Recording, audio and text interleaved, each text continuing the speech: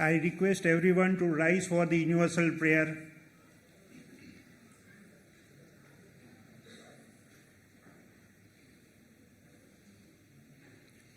O hidden life, vibrant in every atom, O hidden light, shining in every creature, O hidden love, embracing all in oneness, may all who feel themselves as one with Thee know they are therefore one with every other. Be seated.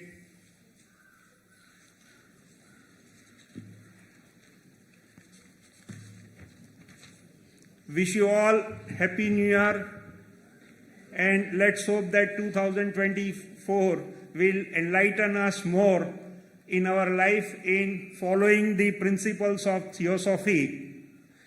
I have a great pleasure in introducing you the speakers for the symposium today morning.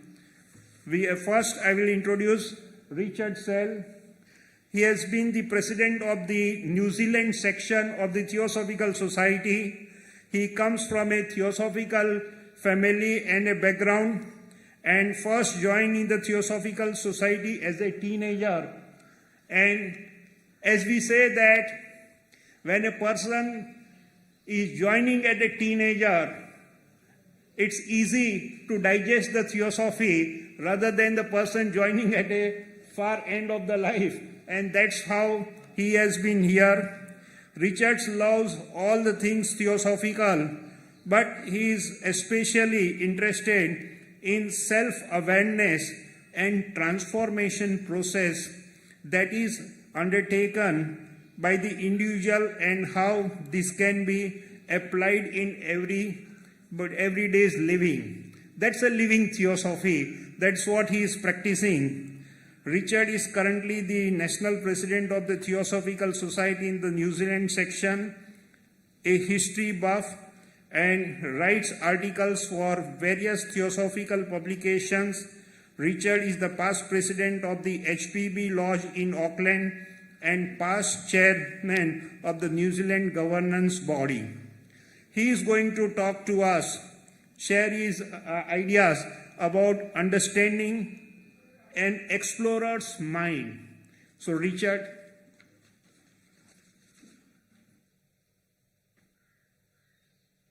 Thank you very much. Good morning, Mr. President, Tim Boyd, Lily Boyd, brothers and sisters. Our global community has become far more connected in ever more ways. But disappointingly, many people are lonelier and isolated than before. It's apparent that real connections are not being made so readily. Disconnect occurs on many levels, and therefore we might ask ourselves, on our part, do we truly see and know the people around us and who they actually are?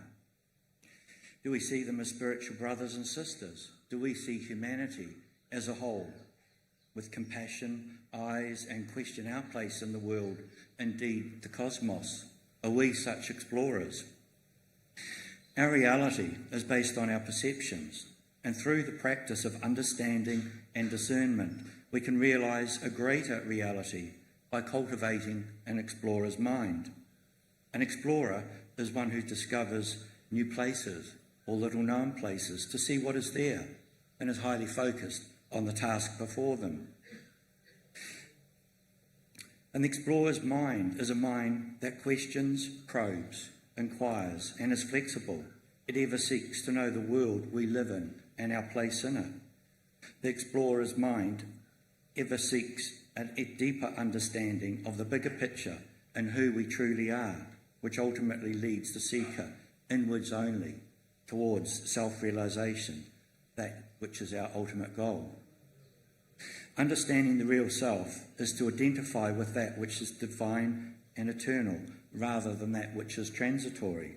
Yet even at early stages, glimpses of the real self can be found by those in search of the real.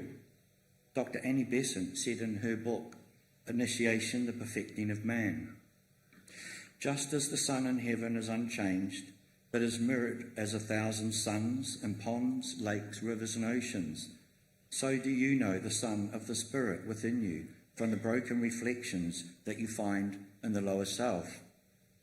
The study of the lower self and our understanding of the purpose of life is a task worth pursuing, and one of the surest ways to achieve this is through the development of the mind.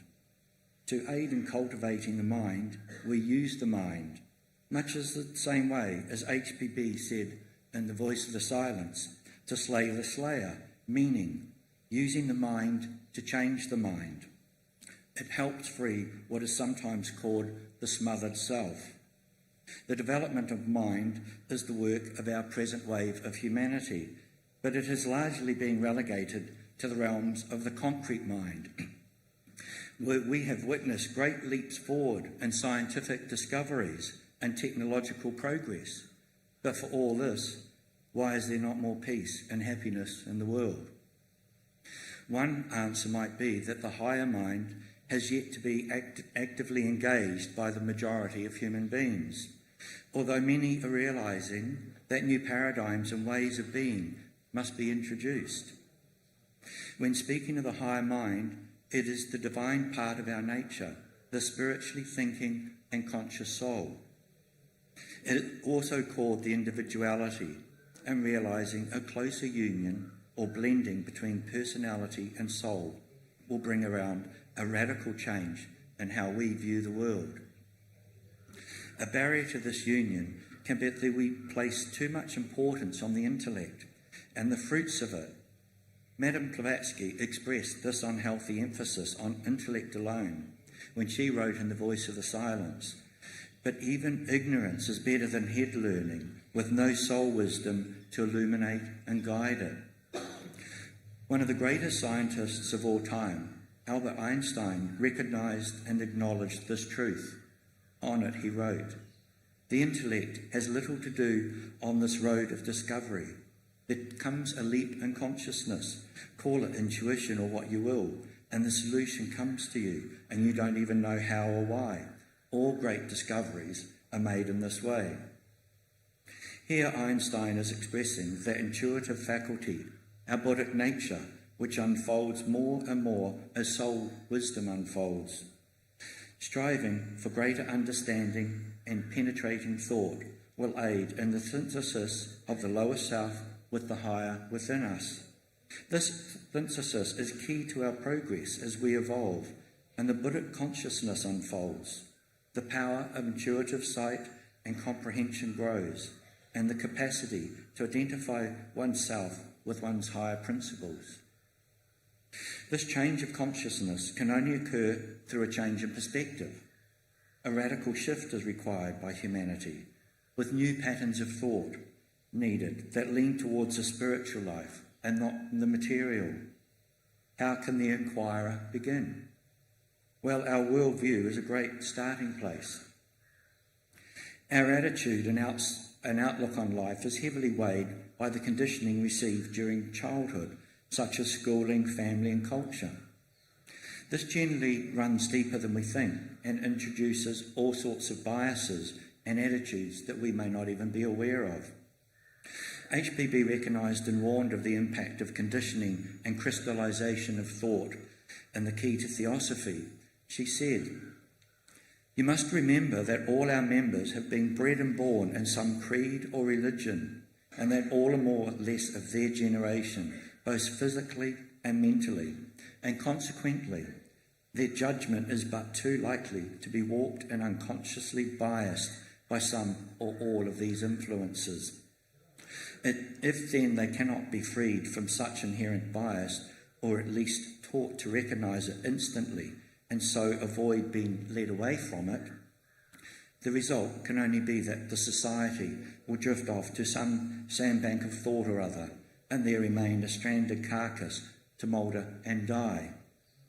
This is an interesting point of view. We are all creatures of our time and place, perhaps not so independent in thinking after all.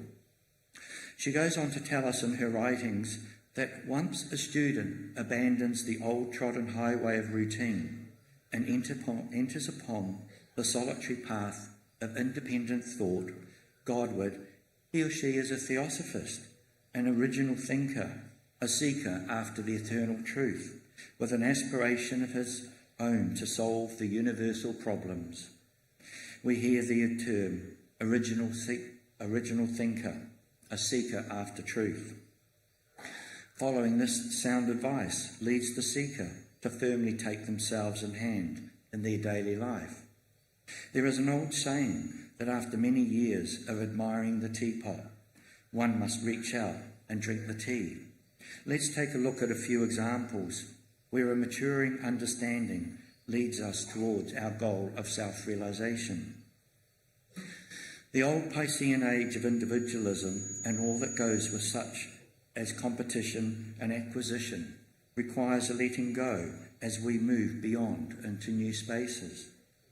This does not mean we stop learning and growing, which is essential to our soul's unfoldment, but how we deal with the world first from a viewpoint or foundation of wholeness. This approach involves letting go of many things. The famous philosopher Lao Tzu said, "To become learned, each day add something. To become enlightened, each day drop something." What is he talking about here? It may be attachment to people, possessions, or status and such like. I'll be speaking about this shortly. In the Hindu philosophy, it discourses about the refocus from the small self to the encompassing of the divine. The Bhagavad Gita speaks of it thus: being free from attachment, fear and anger, becoming fully absorbed in me and taking refuge in me, many persons in the past became purified by knowledge of me and thus attained my divine love. We can see from the stanza the essence we're discovering within is a pure heart, letting go of attachment, fear and anger. A movement and position is needed away from self-centeredness, which creates separation. Our genuine, persistent efforts lead us towards purification by centering our being in a place of wholeness, love and compassion for all. In doing so, we let Krishna, or the divine, into our life, where this presence is nearer to us than breathing and closer than hands and feet. Possessing an open mind and a pure heart is essential. As the light of buddhi or intuition grows stronger within us, we begin to see in a new light our sisters and brothers, each with their own uniqueness and personal struggles, as we all have. Tolerance for our kin's weaknesses grow, but perhaps at some stage, tolerance itself becomes acceptance of what is, because the word tolerance still retains the elements of judgment. Our words matter. They convey meaning. Words can offend. They can bridge gaps. They can cause hurt. And they can heal broken souls and hearts. In choosing our words with care, we foster a quickening of cooperation and connectedness between people. If we were to try and make a start on our mission of broadening our worldview, this might be a wonderful place to begin. Our awareness of the world crisis in front of us at many levels also brings a certain sense of urgency. The recognition of regeneration of the human condition and what is critically needed from each one of us is the illuminating subject of literature from past international president N. Sri Ram, who wrote, "The masters of wisdom who aid evolution, although they are interested in all changes that make for human progress, are especially concerned with the spiritual regeneration of mankind, which is of fundamental importance, because when that takes place, all else follows. The forces that are brought into play in the regeneration will themselves have their effect on the external conditions. But if the changes are merely external, after a time they may be lost or undone. There have been various golden ages in the history of humanity, epochs when life was tranquil, when people were happy and kind and good, but all of them have vanished, and we have come into the strife, the present confusion and misery. We concede by this that epochs of greatness and darkness will continue to roll through time, unending, but to what avail if humanity doesn't possess the ability to move beyond these limiting factors? Perhaps it is like an incoming tide, and that each advance takes us a little higher, a little closer to the heights of where evolution is leading us. And as we become more spiritualized, the tide recedes just a little less. In this manner, we slowly evolve, yet we still have the ability to hasten this journey by our own refocused attention to human regeneration and the work this entails, by working on our own nature and worldview. Sri Ram says if we forget ourselves, progress will become easy. It will take place swiftly and naturally, because it then becomes a process of unfoldment from within outwards, and we realise the truth uttered in light on the path. Grow as the flower grows, unconsciously, but open to all that is good and true and beautiful. Mabel Collins also writes about the journey of the soul, and in a particular stanza that stands out for me, says, "Seek out the way." In the commentaries it explains, "Seek it by not one road. To each temperament there was one road which seems the most desirable, but the way is not found by devotion alone, by religious contemplation alone, by ardent progress, by self-sacrifice labour, by studious observance of life. None alone can take the disciple more than one step ahead. All steps are necessary to make up the ladder. The whole nature of man must be used wisely by the one who desires to enter the way. The explorer sees many pathways before them and must choose wisely how to proceed. It always comes back to our choices. There is perhaps no better way to begin than with the clay of personality and what is called self-transformation. The personality gets in the way of self-knowledge. Of course, it must be tamed and become a pliable and willing collaborator with nature. For this to occur, we align ourselves with the higher self through our lower nature, which we know is often self-focused with pride, anger, conceit, and other so-called human failings. Therefore, this is the purpose of self-transformation, whereby the soul gains mastery over its vehicle, called physical, emotional, and mental aspects.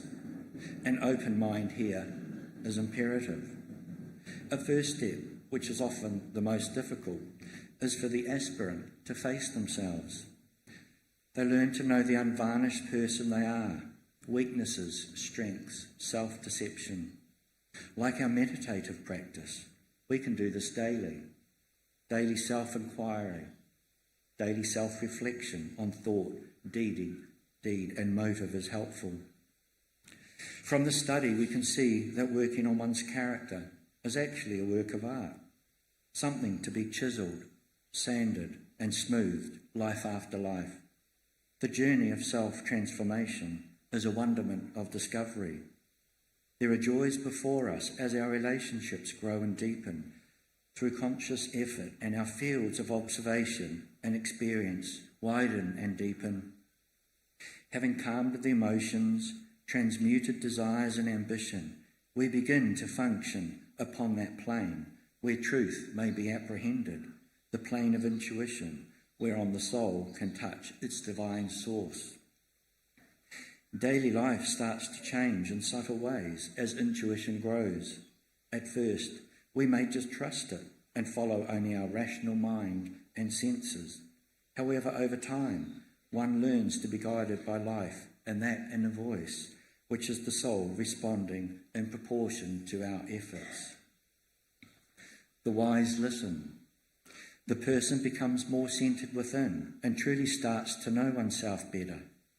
This can be reassuring, encouraging that progress is actually being made. And if the error is made, Well, the explorer tries not to be disheartened by failures. They are to be expected. The inquirer tries to make good from them. The troubles encountered in life, it is the difficulties in life that present us with the most opportunity for growth. We may not like the difficulties, of course, yet there is always choice in how we respond in any situation. And sometimes we respond in a way that is detrimental to our character. Wrong conduct weakens the moral fibre of the person. Understanding that we all have karmic responsibility while on the journey of life and facing difficulties with courage is a better way to go.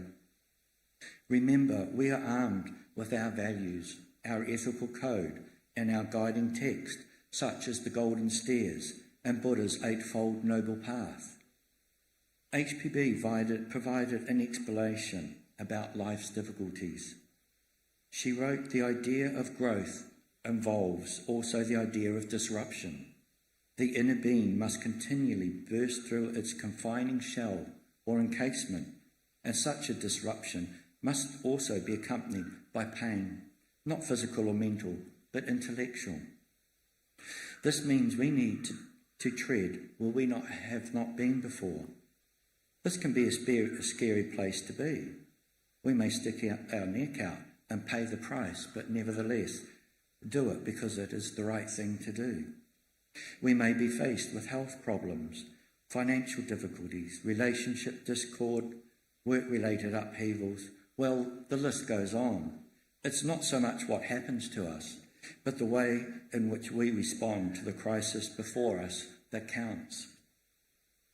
It is the storms of life, the burning ground, where we are tempered by the fire we are immersed in and grow stronger by it. Nothing ventured, nothing gained is the motto.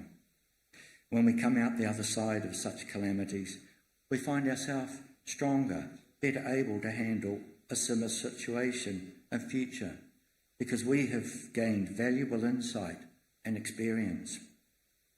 The temptation trap is restoring to old defensive patterns or behaviours, the challenge to introduce the ancient wisdom that we have read about and studied into our lives in a practical, real way. Our ability to conduct right human relationships is a paramount need of our age. With such negative forces on display in the world today, we need our thinking faculty to make heads or tail of it, and then the application of right human relationships between individuals and groups to become ever more prevalent in the decades to come. The inquiring mind understands the need for change and outlook of its human endeavours. So it asks, what do I need to change in my life to better align with the spiritual life? We might in reply inquire of ourselves, am I conducting myself according to the highest principles of theosophy? These small moments of truth are in fact more important than winning the big battles in life, which generally are for a short-term duration. Monitoring oneself constantly and making the necessary adjustments is the work of lifetimes. For instance, the Buddha tells us that in the second noble truth, that desire is the cause of suffering, but no matter how successful we become, we never seem satisfied. When we see something nice or beautiful, we may admire or appreciate it, but can we do so without the desire to possess it? Past International President Sri Ram said that the truly spiritual person does not in reality, that is, in their heart, possess anything at all, though they may have material possessions that karma, the law of the land or circumstances have placed in his or her hands. It has been told of the mythological Indian king, Janaka, who was a follower of the spiritual path, that one day he found one of his palaces burning. He was unperturbed and said, "Nothing of mine is burning." This story, one Dr. Annie Besant was fond of, is meant to illustrate the truth that amidst possessions, one can become possessionless. It is not necessary, as a condition of freedom in this regard, to divest yourself of all possessions. Sri Ram tells us that freedom from any sense of possession, not only with regard to things, but also persons close to oneself and one's country and race, calls for a right understanding, a condition of clear insight. We can see from this small example there is much work to do on our perspective and developing that deeper sense of inquiry. In closing, we have seen that through penetrating perception and greater understanding, we cultivate the explorer's mind, which leads to a radical shift in our worldview. This transformation remains a permanent part of who we are, which we take from life to life. The wider viewpoint calls us to a new thought and action that unites us with all humanity. So we may each ask of ourselves quietly, am I activating the explorer's mind within and seeking the way with a pure heart?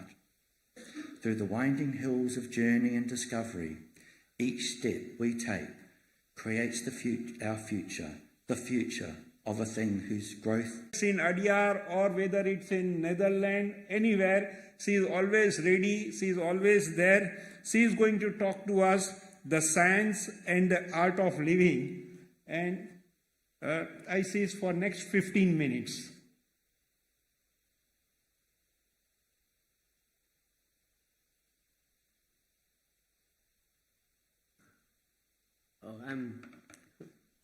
First of all, I want to wish everyone a very happy new year. I had a health problem yesterday. My throat is not so good. So I hope you excuse me for that. But well, I'll try to do my best here. 15 minutes, so let me put it here. Well, my subject today is the science and the art of living.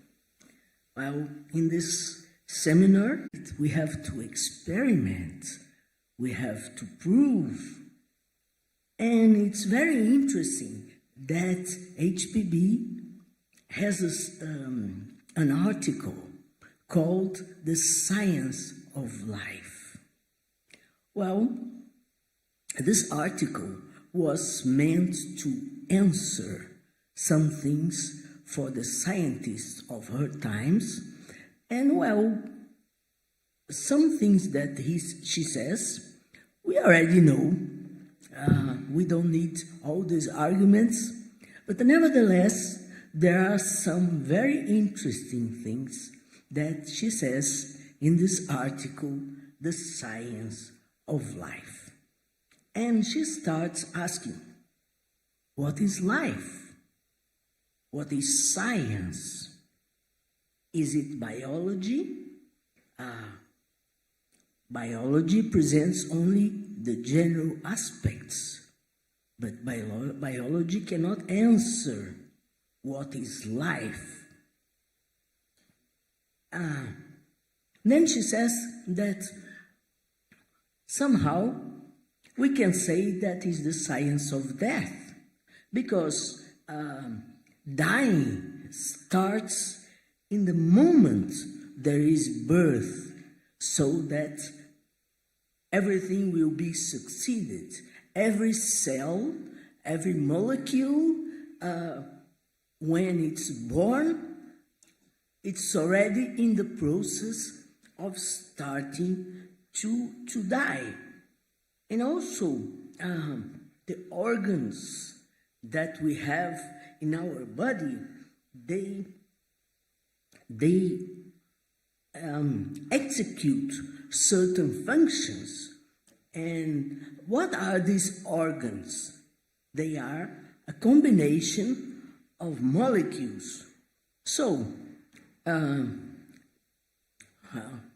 putting round, she says that biology analyzes only the parts, the appearance.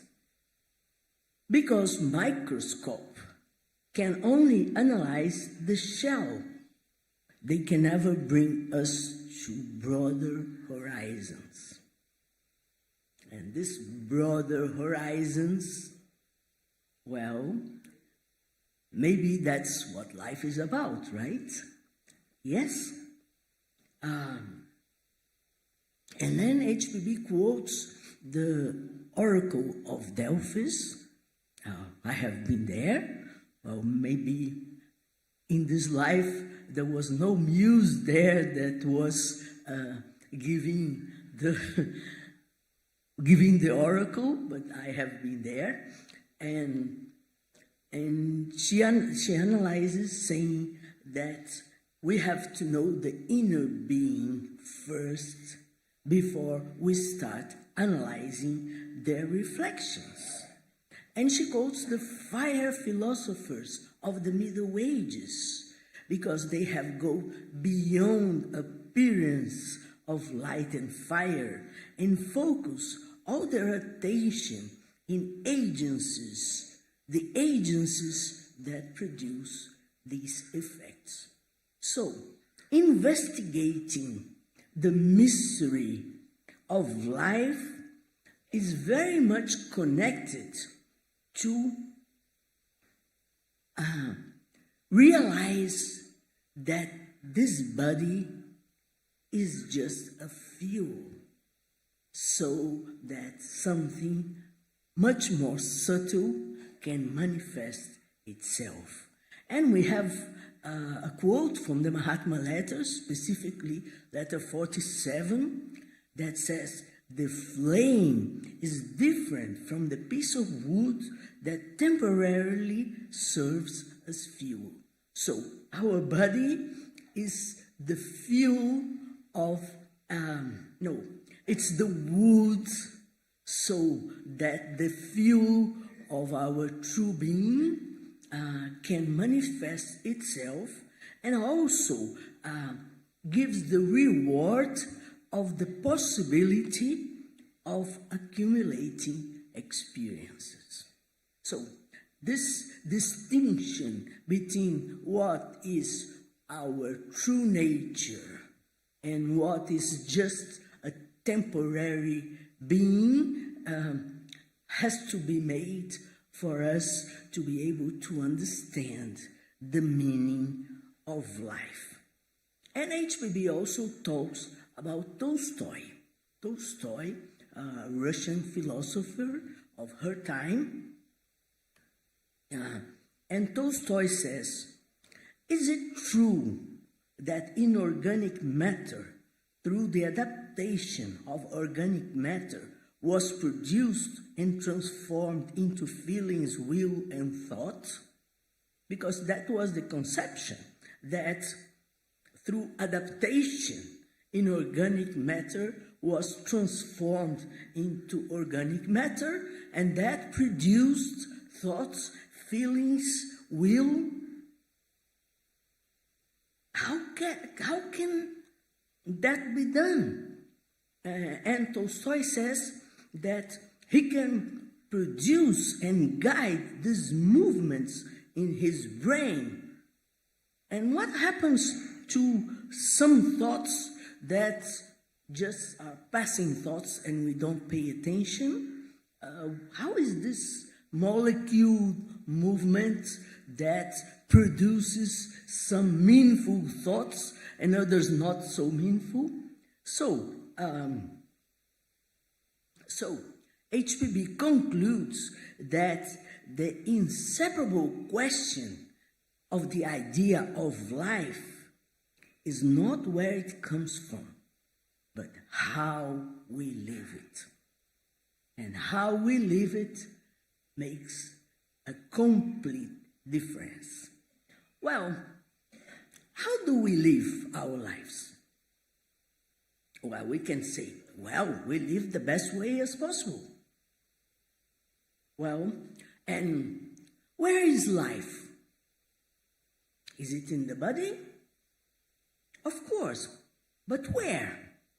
Life is in the heart, in the brain, in the stomach, in the hands, in the legs. where is life? We can say that it is nowhere, but it is everywhere, right? So we start studying this I. Everything that cooperates with my well-being is important. Well, but there is my being, there is his being, her being, everyone looking for his or her own well-being. But this precious me will die. So, then HPB, with her ironic style, says that the nightmare begins because I want to live forever, but everything dies. So, what will I do? Well, of course, there are two eyes fighting with each other, and somehow, well, she says, one trying to expel the other. So, I really like the irony, the subtle irony that HPB puts in her articles. So, the universe's raison d'être, the meaning of being, is my well-being.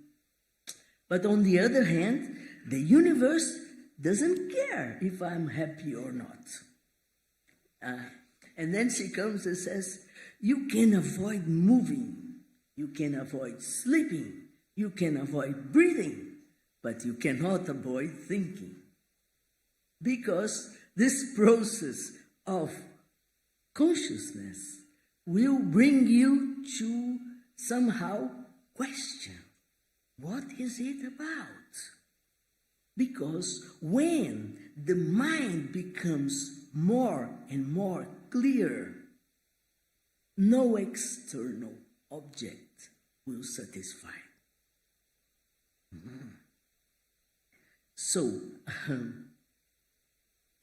and as the intellectual condition increases, one realizes that happiness is only a necessity.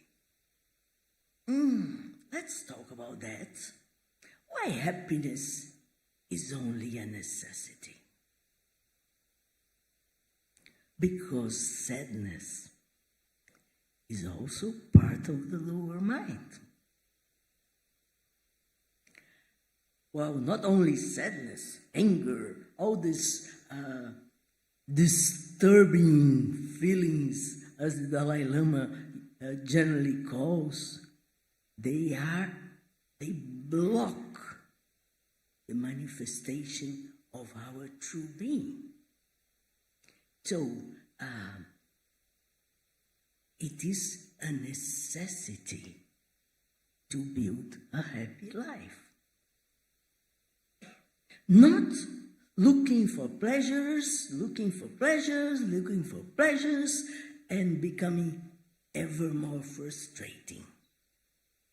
But somehow acquiring a way of living in a peaceful and happy condition for this personality, because it is a necessity in order to not block the manifestation of our true being.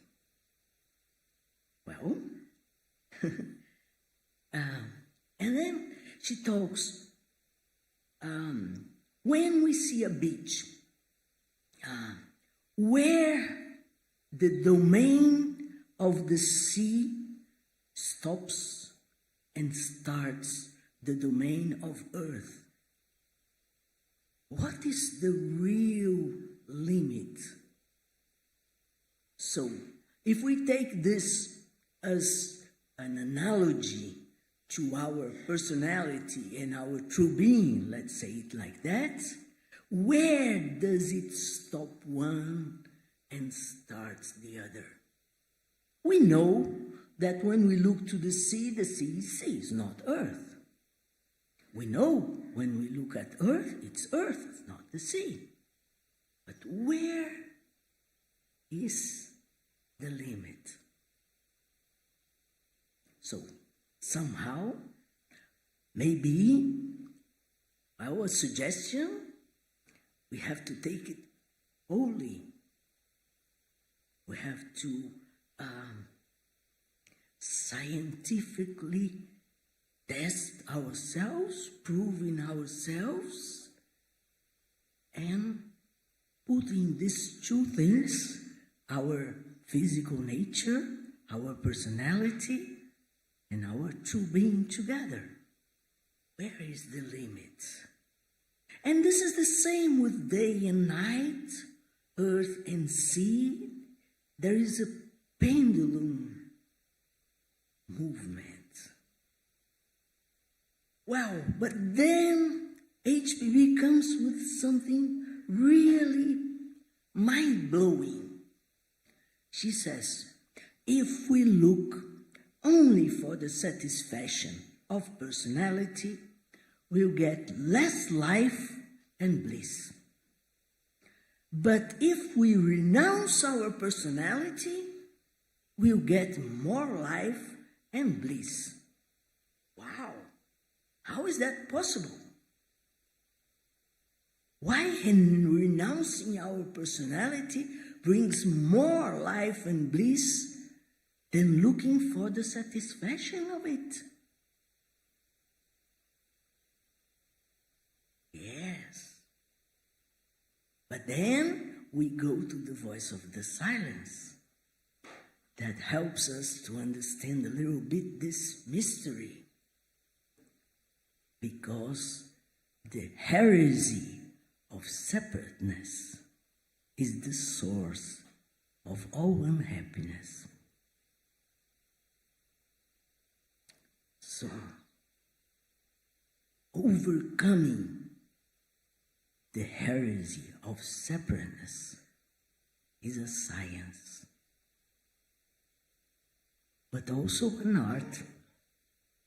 We have to learn how to do it. The stone that is inside my foot is not the stone that is inside your foot. The difficulties we face are somehow different, and we have to learn how to put together the sea and the earth. Our material life as a personality. Well, we may say, if we should be only spiritual, why would be incarnated? We have to bring here our true being, learning as an art and a science how to be truly happy, how to live in a meaningful way. Thank you very much.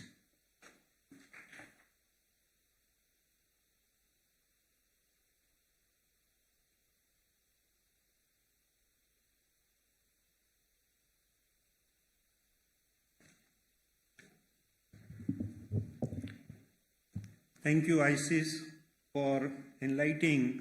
And it was a pleasant surprise that she is a veteran theosophist. And throughout the years, he has been giving the talks from one place to another. And that's a devotion for the Theosophical Society. And as a theosophist, devoted, we have the third speaker who could not come physically here.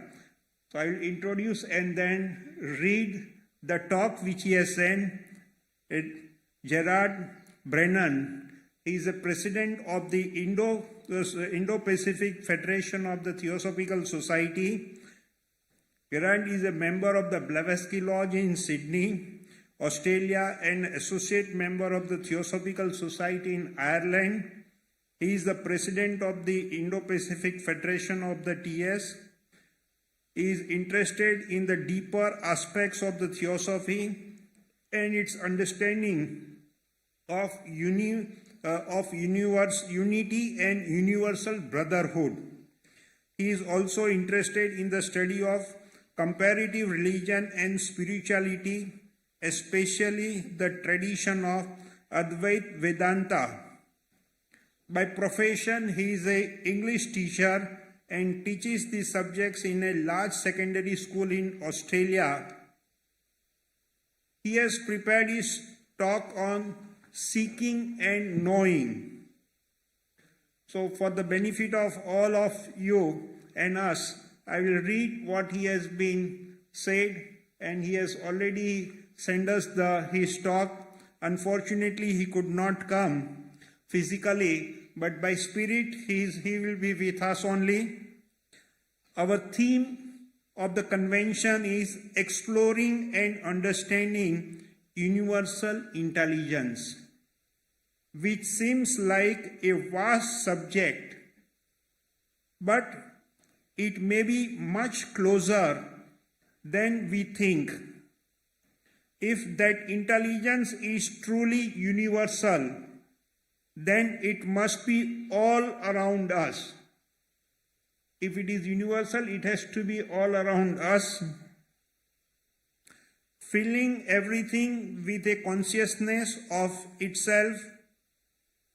What if it were so close you could almost touch it? So let's for a moment try to remember what it was like to be a child again. If we were a child again, what it would have been. Can you remember running around, chasing your friends, full of bundles, energies, or even the time you observed that bright star first appears in the heavens? If only we could recapture the imagination of our childhood and its sense of wonderment, maybe as children we saw the world more objectively, less burdened by the prejudices that come with the age.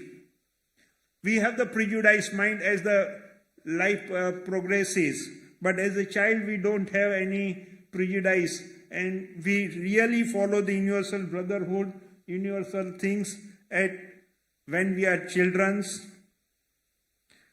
Maybe joy arose more spontaneously as we see in the faces of children today, who often take delight in simple things. Did we all just become older and more cynical, or do we still have that spark inside us that believes in the magic of life? As Theosophists, surely the answer must be yes. Possibly one of the reasons we joined the Theosophical Society was to find answers to those existential questions like, who am I? Am I the body? Well, that won't last very long. And am I the mind? Often this just runs around in all directions. Am I the intellect? A useful tool, no doubt, but it cannot take us all the way. Therefore, who truly am I? Who truly are we? Let's return to that question after further exploration, but as Annie Besant reminds us, there is no life without consciousness, and there is no consciousness without life. Maybe we also need to consider what it means to really understand something. There is no doubt the intellect becomes important in striving to explain the mysteries of the world around us.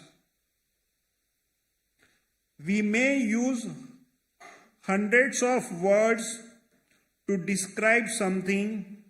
We could write a thesis on a topic, classify and codify things, confident in the knowledge that we have understood something. But have we truly understood something or just described it?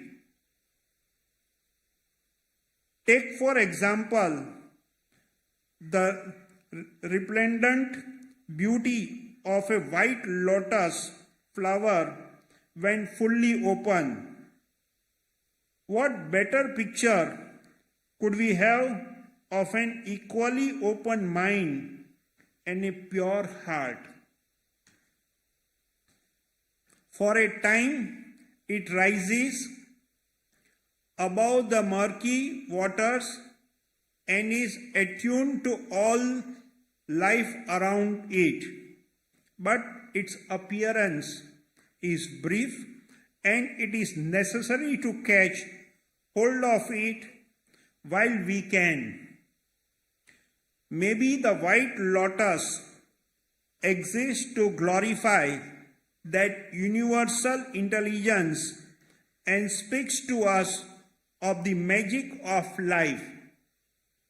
Indeed, the rich symbolism of this precious flower is so powerful as over time its true meaning may be revealed to us as that universal knowledge sinks deeper into our being. As the Buddha once said, water surrounds the lotus flower but does not wet its petals. Water surrounds the lotus flower but does not wet its petals. One of the greatest ironies, of course, is that we are so reliant on words to describe things, and yet they can only take us so far in our journey of exploration. Listening to great Pandits speak can be very informative, and yet it is the yogis who do not seem to say very much, which may imply that direct perception can provide us with a deeper understanding of what truly is. If only we had the mind of a yogi and the heart of a bodhisattva, to seek therefore with an open mind and a good heart may well lead us to knowledge. But what is worth knowing? The ancient sagas have advised us to look deep within to find that hidden treasure shining more brightly than we could ever have imagined. As Sri Shankaracharya once wrote, the Atman, the sun of knowledge that rises in the sky of the heart, destroys the darkness of ignorance, pervades and sustains all, and shines and makes everything shine. Sitting quietly in the forest or along the banks of sacred rivers, these great sagas attuned their minds to the highest and gained insights into what was truly worth knowing. They must have known the essence of what they were seeking, and therefore those universal truths were revealed to them. This cannot simply have been the results of intellectual speculation, but rather a reflection of the divine seen in the light of buddhi. Thus, they turn into the ancient wisdom, the eternal religion which is ever present, reminding us of an intelligence which sustains the universe. Surely, if we too were able to quieten the mind and purity of the heart, then we also could share in that perception of the one life that makes all things vibrant and intelligent. When we think of the absolute and try to conceive of universal intelligence, mostly we are brought back to the power of words in our attempts to explain it. We may use words like omniscient, supremely intelligent, or all-knowing, but at the end of the day, all we are left with is words. So we come back to this idea of direct experience, which makes knowledge truly known in silence, well beyond the allure of words. We all have a mind, but the question arises, what if it were a reflection of a greater divine mind? Indeed, one that is supremely intelligent. As we observe the natural world, it displays how clearly that universal intelligence operates within and around it. Just walking through our beautiful estate Adyar, you get that sense of the healing power of nature. Have you ever walked past the great banyan tree and observed how its roots grow down towards the ground, seeking substance from the earth? Have you ever considered the idea that this tree may harbor thousands of life forms, and what supreme intelligence might lie behind it?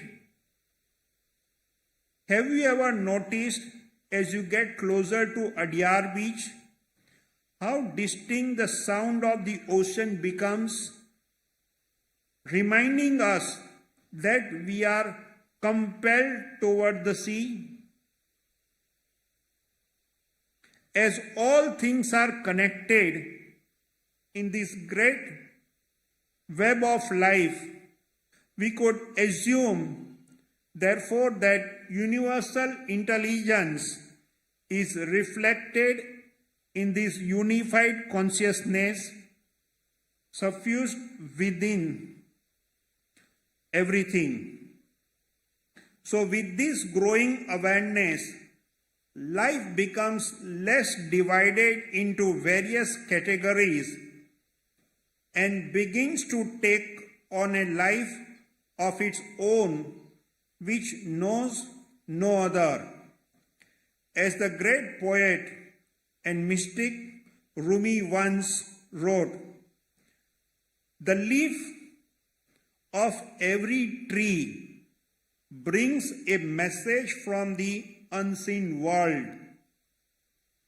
Look, every falling leaf is a blessing." So what if every now and again we could tap into the source of peace, which is of the nature of knowledge, consciousness, and bliss? The sagas say it is possible. Maybe we just need a little of that youthful idealism, that childhood,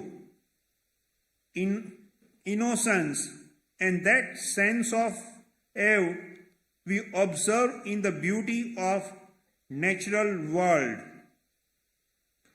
Trying to withdraw our senses a little and daring to dive deep within can open up a world of possibilities. Here in this green oasis of Adyar, we are able to appreciate the richness of the one life, vibrant in every atom, of who are also an integral part. We remember all those life forms with which we share this sacred space, from the smallest living creatures to more complex life forms, and of course, the trees, plants, and flowers, etc. So when we speak of universal intelligence, maybe it's manifest right here and now in all these miraculous life forms who collectively shape the sentient life that surrounds us. When a child, I distinctly remember looking out into the vast universe on a clear night in awe of vastness of space, but would also wonder, what if the universe was looking back at me? It has now become clearer that there is a close relationship between the microcosm and macrocosm.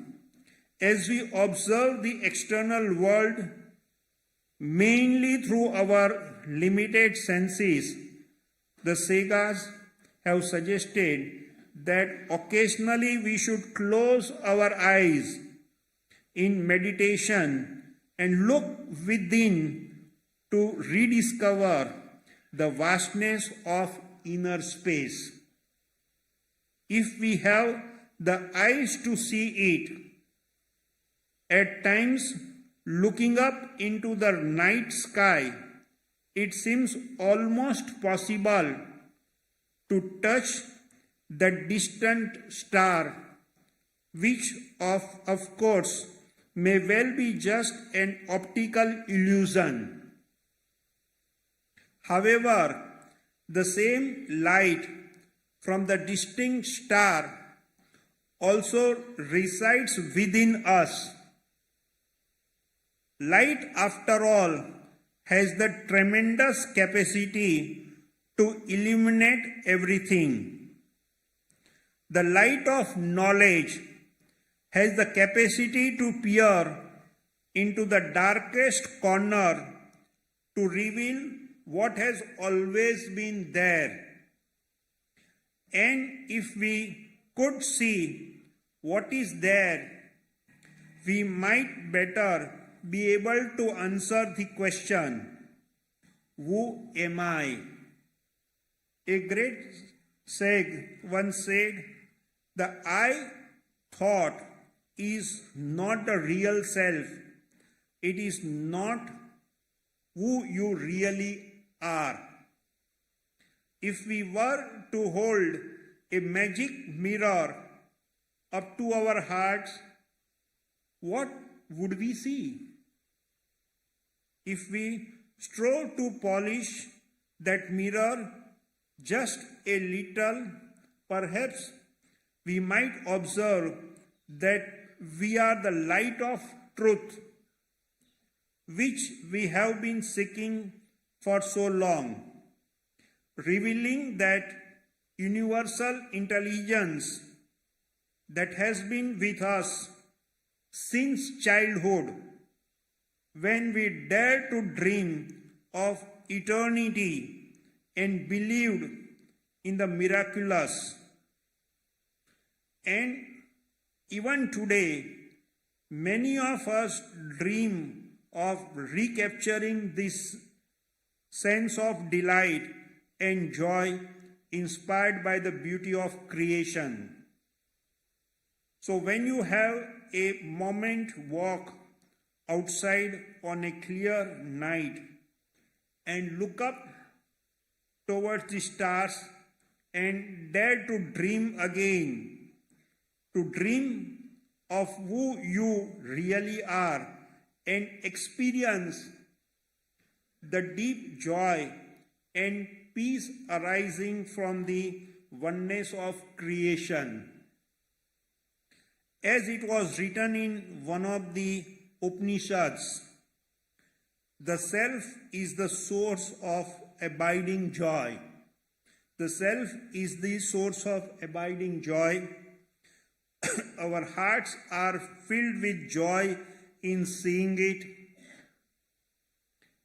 enshrined in the depth of our consciousness.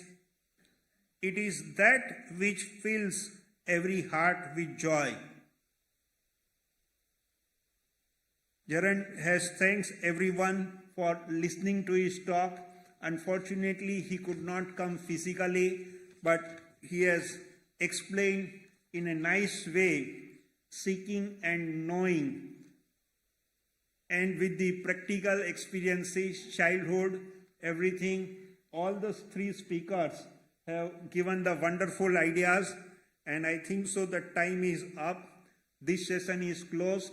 Our next session will start at 9:45 for the short lectures. Thank you very much, everyone.